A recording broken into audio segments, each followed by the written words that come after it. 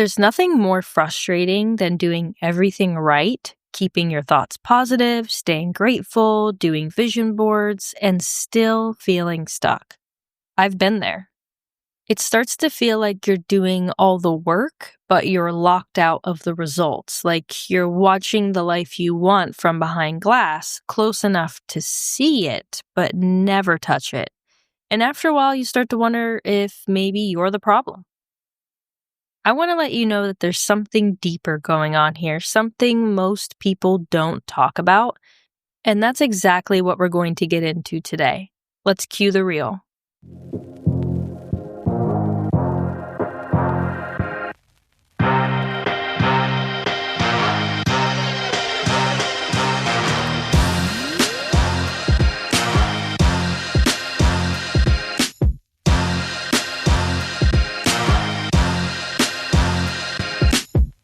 People often think manifestation is about just thinking positive or repeating affirmations and feeling grateful every day. They believe if they just keep their vibration high, their dreams will magically show up. But the truth is, those things alone can only take you so far. Positive thinking without real inner work can feel like painting over a cracked wall. It might look good for a moment, but the cracks don't disappear. They're still there underneath it all. And vision boards and affirmations are tools, yes, but if you don't address what's really going on inside, they won't move the energy enough to create lasting change. When I hear just think positive, when it comes to manifestation, I imagine a clown with a smile painted on its face. It is always there, even when the person isn't smiling with their face. And that is what being misaligned looks like. You need to have the thoughts that create feelings that trigger you to want to smile in the first place for things to be real. Forcing it won't do anything because you can't trick the universe. It talks in energy and you put out the energy you're feeling. So if you're feeling upset, that's what it's going to feel, despite the fact that you're forcing a smile on your face.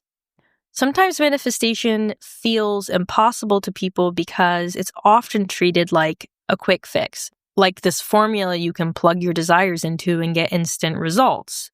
When in fact, manifestation isn't magic, it's a process, a deep process that asks you to confront the parts of yourself that you've been avoiding. When you rely on positive thinking alone, you're only working with your conscious mind. You might be aware of what you want, but your subconscious beliefs, your fears, doubts, and limiting stories still hold the real power. Those hidden parts can block your progress without you even realizing it. You may want to find the love of your life, but deep down believe that you don't deserve to be loved in that way. Or you might want a dream job, but deep down believe that you have your own project to work on instead of furthering someone else's dream by working at their company. You might desire a big, beautiful house for your family, but don't believe that you could ever afford it because you believe you had bad luck with money. These are all prime examples of limiting beliefs. So if you're feeling stuck, it's not because you're doing manifestation wrong. It's because you're trying to manifest from a place that isn't fully aligned. True manifestation asks for more than just surface level positivity. It asks for honesty. It asks for surrender, for trust in the process, even when you can't see how it will unfold. And this can feel challenging because it asks you to go inward and face very uncomfortable truths. But when you do it, the real transformation starts. And not only will you start to manifest what you want, you will feel better because you are healing yourself and changing your subconscious beliefs, fears, doubts, limiting stories. Who wouldn't want that even without the possibility of manifestation attached to it? I want to get personal here because I know what it feels like to be stuck in the place where manifestation seems impossible. For years, I was doing all the quote-unquote right things, positive thoughts, affirmations, gratitude lists, visualizations, and I just felt frustrated because what I wanted wasn't happening. Eventually, I started going deeper. I started paying attention to what I truly wanted, trusting my intuition fully, and learning to surrender control. After that, I intentionally manifested my spouse, my dream home, and what felt like at the time my dream job.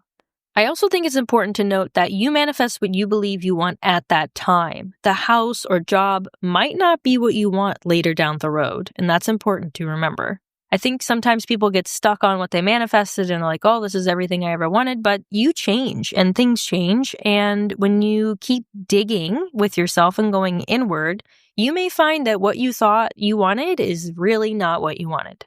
For instance, the job I manifested started changing in ways that didn't feel right, in ways that just didn't suit me anymore. So I asked the universe for something different, something aligned with what I would find joy in. Almost immediately upon asking for this, I was fired. I think it was 4 or maybe 5 days later after asking the universe, and it felt awful in the moment. I had to go off camera during it because I was emotional. I felt rejected, like I had failed. I felt guilty for not being able to do enough to hold the position. And what made it even harder was that for the 6 months before I was fired, I was struggling with an undiagnosed autoimmune disorder. I had no energy, brain fog, and I felt utterly incapable of doing anything. So being fired by a company that knew what I was going through felt like a deep rejection, not just professionally, but as a human being. Still, even in that pain, my soul was telling me that this was supposed to happen. It was screaming at me to trust the process and what was happening to me during that call that I was fired in. That voice and intuition helped me be strong in that moment and find my way through after it. It told me to trust that it was part of a bigger plan to push me inward to help me figure out what I wanted to do with my life. And that's when I knew I had to start listening, surrendering, and aligning with what felt true. And even when it was scary and unclear, I did that work. I went through the process of having a job, then I joined the military, then I went to college, and then I got out and found a job after job after job, trying to figure out exactly what I wanted to do. And I really thought I did. I really thought I landed in a place that I thought I would stay for years and years. And that just turned out to not truly be what I wanted to do.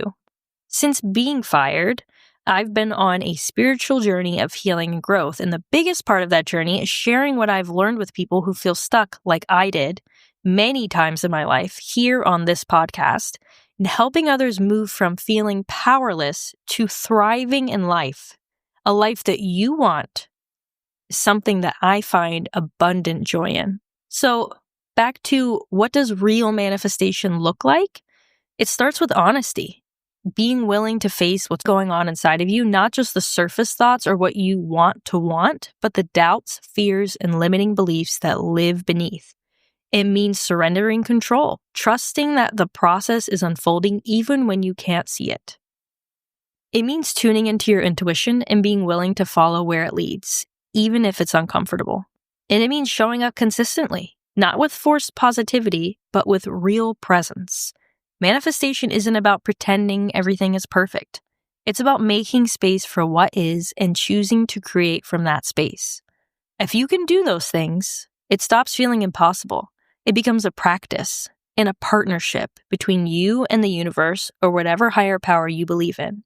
And that's where the real power lives. Manifestation isn't just a quick fix or a simple checklist. It's a journey of realignment, digging beneath the surface, facing uncomfortable truths, and learning to trust what you can't see yet. And when you approach it this way, it stops feeling out of reach. After this ends, and before you move on to your next task, take a moment to ask yourself, where have you been sticking to what feels safe instead of what feels true? What hidden stories might be holding your power hostage?